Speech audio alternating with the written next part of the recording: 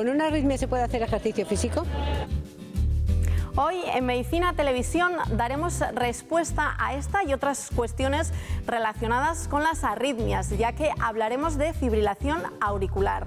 También les contaremos cómo rejuvenecer la piel de las manos, hablaremos de las propiedades nutricionales del huevo y en salud emocional les contaremos qué es el síndrome del ama de casa. Comenzamos.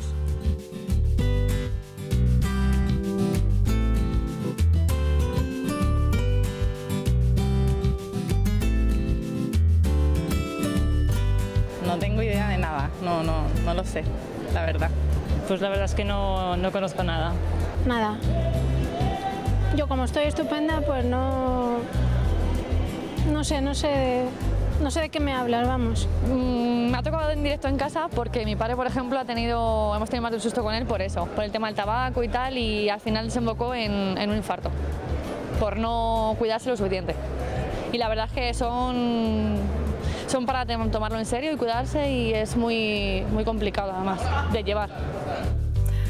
Muy buenas, Óscar, bienvenidos. Gracias, Bienvenido Carmen. a ti, perdona. Gracias, y a los que nos están viendo, por supuesto. Fibrilación auricular. Parece que a mucha gente ni siquiera le sonaba, solo a esas personas que les es muy cercano. ¿De qué estamos hablando? Hombre, Carmen, seguro que a muchas personas que han dicho que lo desconocen, si les dicen que es una arritmia cardíaca, seguro que les suena porque algún familiar, sobre todo de nuestros mayores, lo tienen o lo han tenido. Otra cosa es que dentro de las arritmias cardíacas, la fibrilación auricular es la más frecuente, pero normalmente a los pacientes les decimos que tiene usted una arritmia. Y con eso nos damos todos por entendido, ¿no? ¿Y la arritmia qué es? Porque es más genérico, entiendo. Bueno, eso es. Digamos que arritmias hay varios tipos de ellas. La más frecuente, como bien hemos dicho, es la fibrilación auricular. ¿Qué es eso? Bueno, pues primero, si les parece, vamos a hacer un pequeño recuerdo anatomofisiológico del corazón. Aquí tenemos un corazón que hemos tenido en alguna otra ocasión por ahí, por ejemplo, cuando hablamos de las coronarias y cosas de estas. Cierto. Entonces, bueno, digamos que el corazón es una bomba que consta de 4 cámaras, ¿no? Abrimos el corazón por el medio, esta es la postura que tendría, naturalmente, y el corazón tiene 4 cámaras, son 2 aurículas y 2 ventrículos. A las aurículas llega la sangre y luego a través de estas valvulitas en color blanco que hay aquí y que en el otro lado se ven también por aquí, Sí. perdón, por aquí, a través de esas pequeñas valvulitas pasan a los ventrículos. En este caso pasaría de esta aurícula de aquí al ventrículo de aquí. Esta válvula se cerraría y este ventrículo se contraería e impulsaría la sangre, por ejemplo, en este caso, a través de la arteria aorta para llevar la sangre a todo nuestro organismo. ¿Qué es la fibrilación auricular? Bueno, pues la sangre entra primero por esta vena de aquí, de las venas cavas en color azul, entra a las aurículas, también a través de las pulmonares entra tanto a la izquierda como a la derecha, pasa a los ventrículos y luego se impulsa. Para eso, la aurícula, estas de aquí que tienen la pared delgadita, tienen, digamos que, un marcapasos natural que está exactamente situado aquí. Se llama el nódulo sinoauricular. Es un marcapasos natural que lo que hace es dar ritmo al corazón para que vaya en reposo, en condiciones normales, a unos 70 latidos por minuto.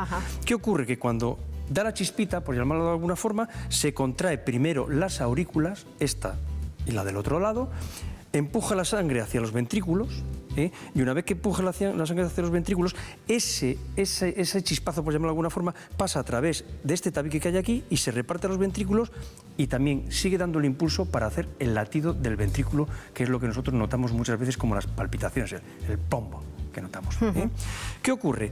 Que cuando esto, por el motivo que sea, no funciona ese sistema, las aurículas no se comprimen para pasar la sangre a los ventrículos y, por tanto, primer problema, tenemos un llenado del ventrículo menor de lo habitual. ¿Por qué? Porque la sangre, en vez de empujar la aurícula, la sangre al ventrículo, digamos que cae por su propio peso, con lo cual nos estamos quitando entre un 30 a un 10% del llenado del ventrículo para que el ventrículo luego lo empuje hacia el resto del organismo. ¿Y eso por qué pasa? Bueno, entonces, ¿cuál sería la hay una enfermedad, varias, que influyen sobre que ese marcador, ese chispazo, no funcione bien. Hay muchas etiologías, por ejemplo, el exceso de alcohol, por ejemplo, problemas tiroideos, por ejemplo, la diabetes, por ejemplo, la obesidad, por ejemplo, muchísimas otras causas, ¿no? Vale. ¿Y qué ocurre? Bueno, dejamos esto un poquitín aquí, pues lo que ocurre es que nuestro corazón, a no tener un marcapasos natural que va en condiciones normales a 70 grados cuando estamos en reposo y cuando tenemos que hacer ejercicio aumenta ese ritmo a 100, 120 o lo que haga falta, lo que ocurre es, digamos que eso es un desorden, para que nos entendamos.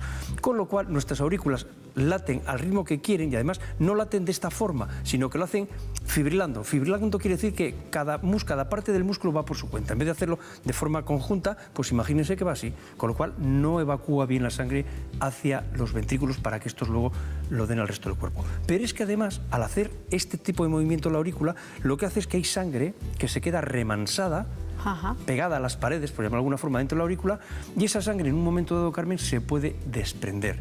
Y al desprenderse, ¿qué puede ocurrir? Que nos da una embolia.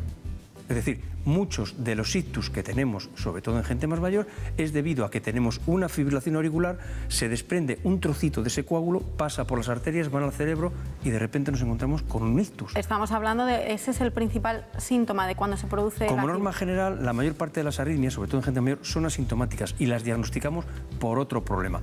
Por un ictus que me ha dado, por un problema, por ejemplo, de que me ha dado lo mismo, una trombosis, pero por ejemplo a nivel de un riñón, de repente un riñón me da problemas, o a nivel intestinal, o a diversos niveles.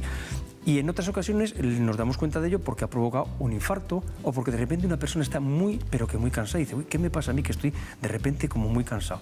Simplemente le tomas el pulso y dices, esto no va regular, no va rítmico, va arrítmico, es decir, va, en vez de ir pombo, pombo, pom, va pom, pom, pom, pa, pa, pa, pom, pom. Con lo cual, lo que tenemos es, por una parte, se favorece la formación de trombos en las aurículas que luego se desprenden y van a otras partes dándonos infartos o ictus. Pero es que además, al no tener un ritmo estable, puede que nuestro corazón, el resto de los ventrículos, respondan de forma, digamos, muy alterada y en vez de ir a 70 por minuto cuando estoy en reposo, me vaya a 120 o a 200. ¿Qué ocurre? Que si mi corazón está trabajando como si todo el día estuviese pegando una carrera, llega un momento en que antes o después que no aguanta. Se me cansa, efectivamente, se me cansa y puede ser, por ejemplo, una causa de infarto o puede ser una causa de muchas otras enfermedades. Entonces, por eso es una arritmia muy, pero que muy importante, que afecta al 2% de la población general y en los mayores de 65 años ya sube al 4 o 5% y en los de 80 años prácticamente al 10%. Es decir, hablamos de que el diagnóstico se hace una vez que se descubre otra enfermedad. En muchas ocasiones. En muchas ocasiones es, yo por ejemplo, todos los médicos, cuando tenemos una persona que tiene la tensión elevada, a todos les hacemos un electrocardiograma. ¿Por qué? Porque somos conscientes de que en muchas ocasiones estamos viendo que esa persona que tiene 65 años, 70, la edad que tenga en ese momento, de repente vemos con que tiene una fibrilación auricular, con lo cual tenemos dos problemas, su hipertensión y además su fibrilación auricular. O por ejemplo los diabéticos también se lo hacemos a todo y a muchas personas cuando de repente notan un cansancio por un motivo raro, pues siempre les hacemos un electrocardiograma. Y simplemente, a veces, tomando el pulso en la consulta, por otro motivo, vemos que está irregular. Les pedimos un electrocardiograma y la diagnosticamos. Me imagino que el electrocardiograma os da todos los datos que necesitáis, por lo tanto, no se trataría, y yo sabes que me equivoco mucho en esto, de un diagnóstico aparentemente difícil. Si de esa prueba sacamos ya tantas... Es un tipo de arritmia, como todas las arritmias, hay muchas. De una parte está la fibrilación auricular, hay otro tipo de arritmias que pueden confundirse a veces con la fibrilación auricular y luego hay muchas veces que nosotros tenemos en el electrocardiograma lo que nosotros llamamos artefactos, que es que salen cosas raras, a veces porque el paciente se mueve, a veces porque hay interferencias dentro de la corriente de la línea eléctrica y el aparato no siempre tiene los filtros bien colocados y pueden darnos algún problema. El diagnóstico, como norma general, no es difícil, el de la arritmia cardíaca y en concreto el de la fibrilación auricular. Pero lo que tiene que venir luego es qué hacemos una vez que diagnosticamos a un paciente el tratamiento. Que tiene una fibrilación auricular, ¿no? Es decir, los síntomas están claros. O me da un ictus, o me da un infarto, o tengo una angina de pecho que nosotros llamamos hemodinámica porque me va muy deprisa el corazón, o tengo un cansancio. Bien, ahí digamos que nos pone sobre aviso, son los síntomas claves. Pero luego viene, ¿qué hago? Hacemos el diagnóstico con el electrocardiograma y una vez que vemos que efectivamente tiene una fibrilación auricular, vamos al siguiente paso. ¿Cuál es el siguiente paso? Uno, evitar complicaciones. Es lo fundamental, Carmen. Lo primero que tenemos que saber es que si yo a ti te diagnostico una fibrilación auricular, lo que primero que tengo que hacer es evitar que, por ejemplo, te dé un ictus. Con lo cual, en muchas ocasiones nos vemos abocados a dar lo que nosotros llamamos los anticoagulantes y que muchos de nuestros pacientes que nos están oyendo lo conocerán, el famoso Sintrón, que seguro que varios de ustedes o muchos de ustedes lo tomarán. ¿Para qué? Para impedir que la sangre me coagule dentro de las aurículas, me pase a la circulación general y eso me dé una trombosis al nivel que sea, al nivel del cerebro, al nivel del riñón, del intestino o donde sea y me origine un infarto. Entonces, eso es uno de los tratamientos que me planteo. El otro tratamiento que me planteo es que si mi corazón va muy deprisa y se me está cansando porque va excesivamente deprisa, me tengo que plantear un tratamiento para que me frene el corazón. ¿Por qué? Porque mi corazón está haciendo un ejercicio físico extra sin que realmente al resto del organismo le haga falta. Para eso disponemos de medicamentos que lo que hacen es regularnos la frecuencia cardíaca y, por ejemplo, el paciente que está por encima de 100 o de 80 en muchas ocasiones, rebajarle para tenerlo dentro más o menos de la normalidad, es decir, a unos 70 latidos por minuto de media. Y luego tenemos diversos mecanismos y diversos fármacos para impedir otra serie de problemas quizás un poquito más complejos. No nos olvidemos que algunas de estas arritmias pueden requerir, dependiendo de las características del paciente, el que hagamos, digamos, una intervención sobre el corazón, no con el corazón abierto, sino a través de un catéter que metemos por una arteria, le vamos metiendo, llegamos al corazón, a veces desde la ingle y a veces desde el brazo, llegamos hasta el corazón y vamos dando, digamos, como chispazos, puntitos, para quemarlo, esa zona de la aurícula, con el fin de, digamos, impedir que esas zonas que están conduciendo esa chispa eléctrica que hablamos al principio de forma aberrante, cortar esas líneas y en algunos casos somos capaces de revertir la arritmia cardíaca. Y alguna vez también con medicamentos podemos hacerlo, Carmen. Pues muy bien, Óscar. Ahora, si te parece, vamos con las preguntas de la calle y vamos a comenzar con la pregunta que abría el programa de hoy.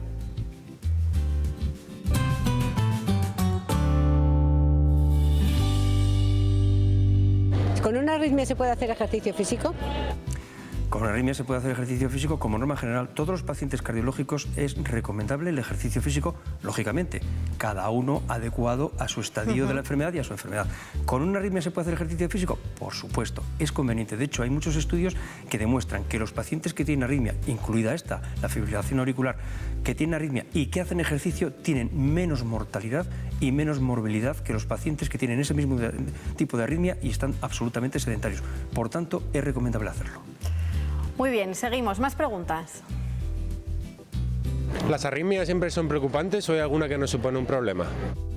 Depende del tipo de arritmia. Por ejemplo, está la arritmia respiratoria, que es típica de personas jóvenes y deportistas, que digamos que el corazón acompaña a la respiración que tiene el individuo. Y esa, por ejemplo, no es peligrosa. Y luego hay algunas cosas que son extrasístoles aislados que tampoco son peligrosas. Seguimos. Más preguntas. ¿Existen unas pautas más adecuadas de alimentación para las arritmias?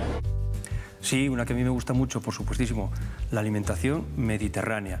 Los alimentos bajos en colesterol, altos en omega 3, en grasas mono o poliinsaturadas, es decir, esa dieta que por desgracia cada vez hacemos menos y que debiéramos hacer mucho más como hacían nuestros mayores. Es decir, que hay que cuidarse, aunque no se tuviera, como quien no tiene la arritmia y quiere tener una buena salud, ¿no? Exactamente, Vale. Carmen.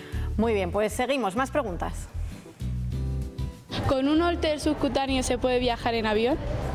Un holter subcutáneo es un aparatito que se mete debajo de la piel, normalmente ahora les están haciendo muy chiquititos, y se ponen con una jeringa, como si fuese una inyección, que lo que nos detecta es las arritmias que puede haber, porque claro, yo puedo tener una arritmia que entro, que salgo, que entro, que salgo en arritmia, y me pone un aparatito un día y ese día no tengo, o 2 días, y resulta que me ponen un holter de este tipo subcutáneo que me puede identificar arritmias durante un periodo de hasta 3 años. Sí puede viajar en avión, pero sí que es conveniente que el paciente lleve los papeles del holter subcutáneo, porque en algún momento al pasar por los detectores de metales sí que nos pueden dar algún problema, pero presentando los papeles no hay ningún problema con ello. Muy bien, y vamos ya con la última pregunta. ¿Una arritmia se puede curar? Algunas efectivamente se pueden curar porque somos capaces de revertirlas. Revertirlas quiere decir que podemos hacer que ese corazón vuelva a funcionar a ritmo normal. A veces con medicamentos, con cardioversiones que pueden ser medicamentos o a veces eléctricas, y otras ocasiones ya hemos dicho antes que metemos un catéter y a veces que podemos, digamos, quemar, entre comillas, esa zona que nos está conduciendo la electricidad de una forma aberrante y que nos genera la arritmia. Muy bien, Óscar, pues ahora vamos a resumir toda la información que hemos dado en el programa. La resumes tú, obviamente. Bueno, pues venga, un día más vamos a dar unos pequeños detalles sobre el tema de la fibrilación auricular. Bueno, muchas personas con fibrilación auricular no tienen síntomas y la arritmia en muchas ocasiones es el primer síntoma, es la causa del primer síntoma que detectamos, como puede ser, por ejemplo, un ictus. Por tanto, tenemos que ser muy conscientes de que en muchas enfermedades graves tenemos que hacer varios reconocimientos para intentar quitar de nuestro frente el que tengamos la posibilidad de una arritmia cardíaca. También tenemos que decir que en muchas ocasiones algunos síntomas, como por ejemplo el que yo me fatigue cuando estoy en reposo, el que me duela el pecho, las palpitaciones, mareos o los síncopes, esos mareos muy fuertes que me dan, que a veces incluso pueden ir con relajación de esfínteres, pueden ser la primera cosa que vamos a notar cuando tengamos una arritmia cardíaca.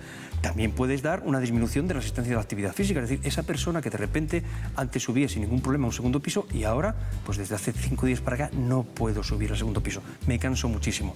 La palpación del pulso, que se hace, algunos saben y otros no, a nivel de la muñeca como norma general, muchas veces nos puede dar el dato clave para pedir un electrocardiograma que nos confirme lo que nosotros ya hemos sospechado desde que tomamos ese pulso irregular. Si tiene una fibrilación auricular, está indicado hacer prevención casi siempre con anticoagulantes orales para intentar evitar esos ictus y esas embolias que en muchas ocasiones son los que realmente nos generan el problema y no la arritmia como tal. Muy bien, Óscar, pues vamos a cambiar de tema, vamos a hablar de un tema menos importante.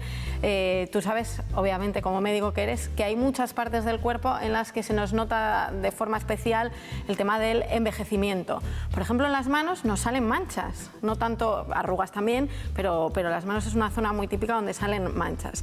¿Qué se puede hacer para rejuvenecer las manos? Pues nos lo va a contar nuestro especialista en cirugía plástica.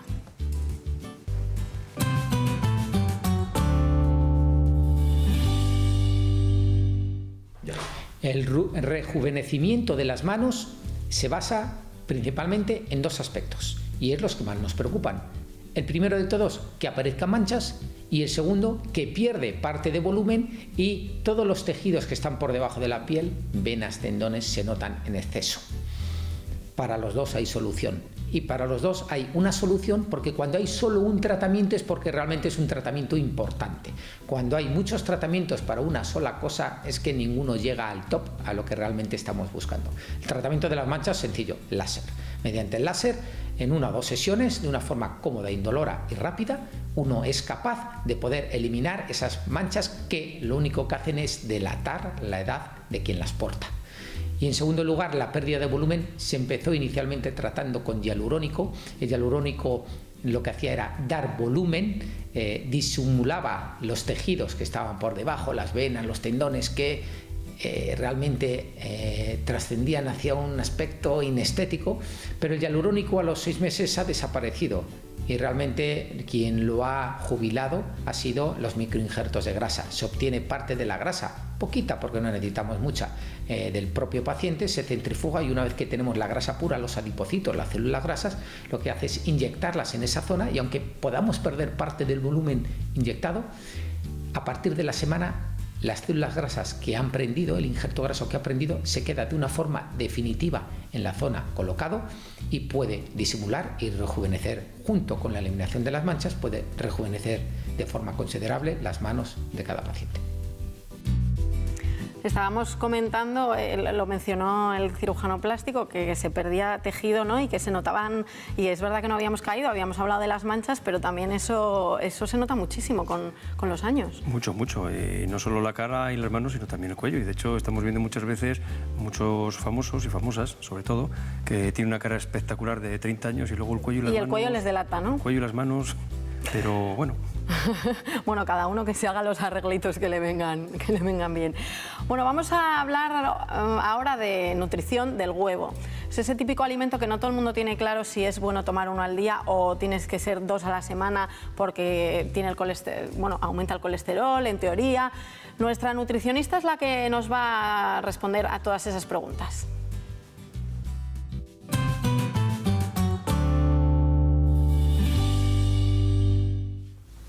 Bien, el huevo es un alimento desde el punto de vista nutricional muy completo, contiene gran cantidad de nutrientes.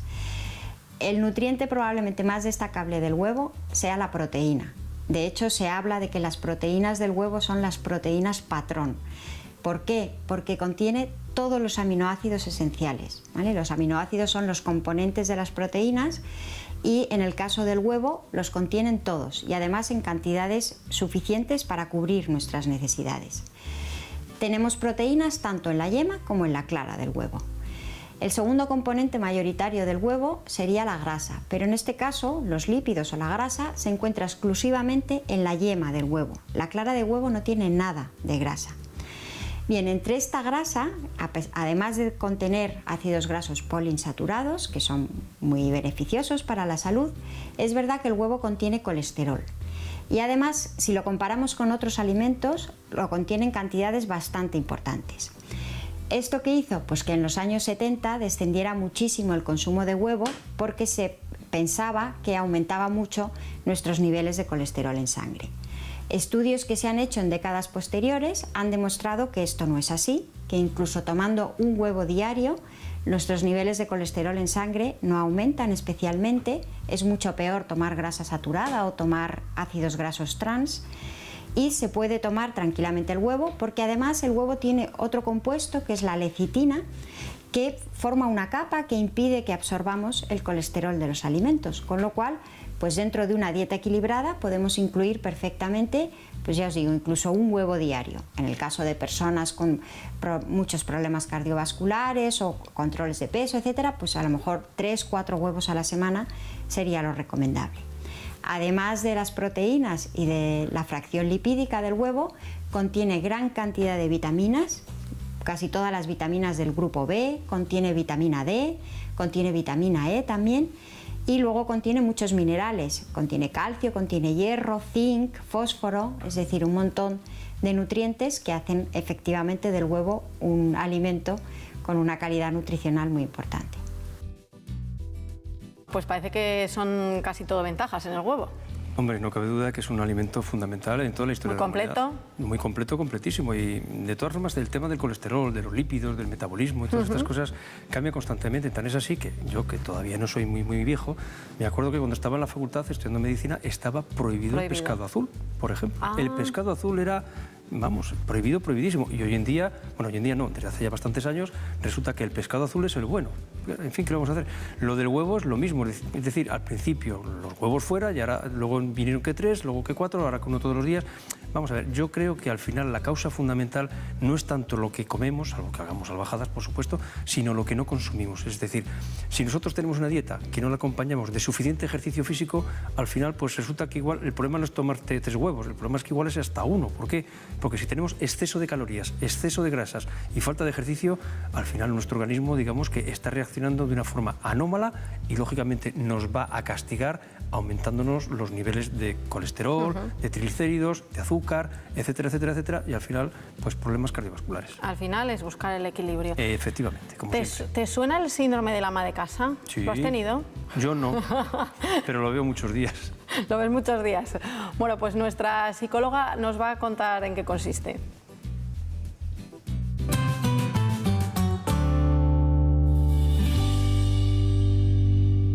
Me dirás, es que yo solo soy ama de casa. Mira, os voy a contar una cosa. Cuando hacemos la historia clínica aquí en la consulta, pregunto a la madre, a la mujer, ¿usted trabaja? Y cuando me dicen que no, es que me enfado muchísimo. Porque digo, ¿cómo que no? Dice, no, es que trabajo en casa. Ah, pues si trabajas en casa, entonces eres psicóloga, economista, pediatra, costurera, profesora. En fin, eres de todo, haces todos los trabajos a la vez, pero a veces sientes que no estás valorada y tienes razón. Sientes que estás apática, que a veces tienes mucho sueño o por lo contrario no duermes nada, no tienes ganas de arreglarte ni de salir, te encierras en casa y estás triste porque sientes que no vales para nada. A eso le llamamos nosotros el síndrome del ama de casa. Y no creas que es infrecuente. Se da sobre todo en las mujeres jóvenes, por ejemplo, que tienen niños muy pequeños y que están agotadas, o en las mayores, que ya han visto cómo la vida poco a poco va pasando y ellas creen que no han hecho nada. Yo desde aquí quiero haceros y daros mi homenaje más sincero, porque realmente sois, fijaros una cosa, sois el alma de vuestra casa, el alma de vuestra familia. Sin vosotros nada podría suceder, nada podría pasar, nada, ninguno de vuestros hijos ni vuestro marido podría salir adelante. ¿Por qué no pensáis en eso y os queréis mucho más?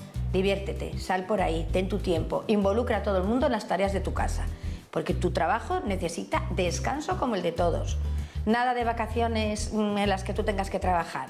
A un hotel si puedes y si no, que te ayuden todos. Pero recuerda, eres el alma y la base de toda tu familia. Y eso tiene que hacerte sentir absolutamente maravillosa. Ya lo sabes, si quieres, puedes. Esto que ha dicho las vacaciones es muy interesante, porque es verdad que parece que todo el mundo se queda de vacaciones, pero en su casa todas siguen haciendo lo mismo, con lo cual ellas nunca se quedan de vacaciones ni descansan. Y todo el mundo se jubila, menos ellas. Claro. También tenemos que tenerlo en cuenta. Yo creo que es el trabajo más importante del mundo, ¿no? Es decir, realmente nos lleva la economía de toda la casa, realmente nos lleva la educación de todos nuestros hijos. Y bueno, son los que organizan absolutamente el quehacer de cada día. Yo creo que es el trabajo más importante. Yo, desde luego, estoy de acuerdo contigo. Óscar, muchísimas gracias por acompañarme en otro programa más. Bueno, ha sido un placer estar aquí contigo y, por supuesto, que con todos ustedes, como siempre. Y nosotros seguimos preparando más temas para nuestro próximo programa. Ya saben que vamos a hablar de salud en general y vamos a dar unos cuantos consejos. Les esperamos.